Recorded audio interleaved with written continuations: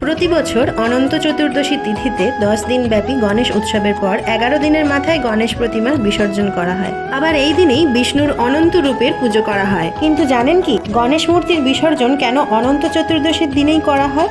পুরাণ মতে মহর্ষি বেদব্যাস গণেশ চতুর্থীর দিন থেকেই লাগাতার 10 দিন ধরে মহাভারতের কাহিনী শোনানো শুরু করেছিলেন গণেশকে। একটু বিশ্রাম না করেই গণেশ মহাভারত লিখতে থাকেন। 10 দিন পর কাহিনী শেষ হওয়ায় বেদব্যাস চোখ খুলে দেখেন একটানা লিখে যাওয়ার কারণে গণেশের শরীরের তাপমাত্রা অত্যধিক বেড়ে গেছে। তাই শরীরের তাপমাত্রা স্বাভাবিক করার জন্য বেদব্যাস গণেশকে পুকুরের জলে স্নান করান। এরপরেই গজানন ফিরে পান শরীরের স্বাভাবিক তাপমাত্রা। যেদিন গণেশকে স্নান করানো হয়েছিল সেই দিনটি ছিল অনন্ত চতুর্দশী। তাই সেই দিন থেকেই এই অনন্ত চতুর্দশীর পুণ্য তিথিতেই গণেশ মূর্তি বিসর্জন করা হয়। বিঘ্নহর্তা শ্রী গণেশ আমাদের জীবনের সকল দুঃখ দুর্দশা, সমাজের সমস্ত মলিনতা এবং সমস্ত বিপদ আপদ দূর করুন এই কামনা করি।